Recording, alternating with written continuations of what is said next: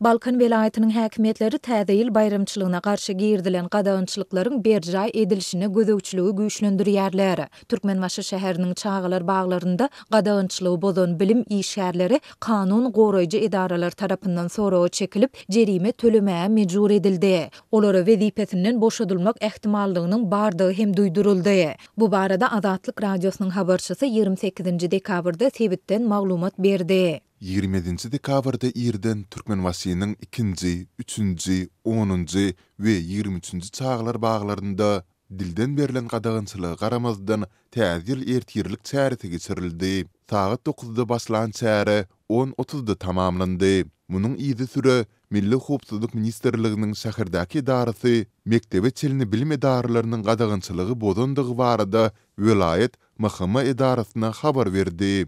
Dip ýagdaýlardan habarly bilim işgäri anonim şertde habarçymyza gurrun berdi. Bu wakadan soň Çağalar baglarynyň müdirleri vilayet bilim we Milli Howpsuzlyk Ministrliginiň yerli edaralar tarapyndan Balkanawat şäherindäki merkezi mahkama edarasyna çağıryldy. Kanun goraýjylar olary täze ýyl bayramçylygyny diňe vilayet derejesinde bellemek barada ýurt boýunça ýokardan berilen tawşyryga boyun bolmazlykda aýpladylar. Bilim işgärlerinden dilhat alınıp olar jerime tölemäge mejbur edildi diýip bilim işgäri jerimäniň möçürini anyklap bilmendigini hem sözüne goşdy. Şeýlede Çağalar baglarynyň müdirlerine wezipelerinden boşadylmak ähtimallygynyň bardygy duýduruldy. Azatlyk müdirleriň soňky ykbaly barada häzirlikçe goşmaça maglumat alyp bilmedi. Redaksiýamyzyň bu ýagdaýlar barada agdalýan Çağalar baglaryndan, mahkemanyň yerli edarasyndan we sebitiň bilim müdirliginden kommentari almak synanşyklary hem başa barmady. Bu aralykda Çağalar baglarynyň bir näçe terbiýeçisi özleriniň enatalaryň haýyşy boýunça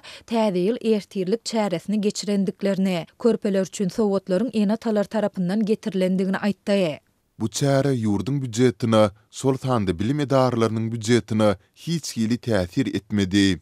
Diýip Türkmenbaşly bilim işgäri anonim şertde habarçymyza gurrun berdi. Türkmenistanyň häkimetleri şöyle ýurt boýunça täze ýyl bayramyna garşy gadagynçylyklaryň çäklendirmeleriň bir näçesini güýje girizdiler. Ýurdun sebitlerinde döwlet edaralarynyň öňünde täze ýyl arçasyny oturtmak däbi çäklendirildi. Ozal oturdulan täze ýyl arçalarynyň aglabasy sökülüp aýryldy. Ýurdun orta mekdeplerinde we Çağalar baglarynda arçaly dabaralar we enatalaryň gatnaşmagynda çaý içmek oturuşyklary gadagan edildi. Balkan vilayetinde din vekilleri ilan tarasında täze ýyl bayramçylygyna garşy wagyz nesihat işlerini güýçlendirdiler. Türkmen häkimetleri bu ýagdaýlar barada köpçülige açaçan maglumat ýa düşündürüş bermän gelýärler. Resmi media hem Aşgabatda täze ýyla bagyşlanan ençeme çäräniň şol sanda konsertleriň geçirilip teatr sahnalarynyň gurnulandygyny habar berýär. Ýöne täze ýyl bayramçylygy bilen bagly ýurdun vilayetlerinde girdilen gadagynçylyklar we çäklendirmeler barada hiç ýyly maglumat bermeýär.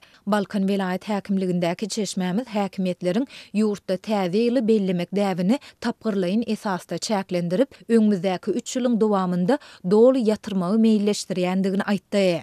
Bu gadagynçylyklar prezidentiň hut özüniň dilden beren tapşyryklary bolup, häkimetler täze ýyl bayramçylygyny bellemek däwini 2026-njy ýyla çelini doly ýatyrmagy göz öňünde tutýarlar.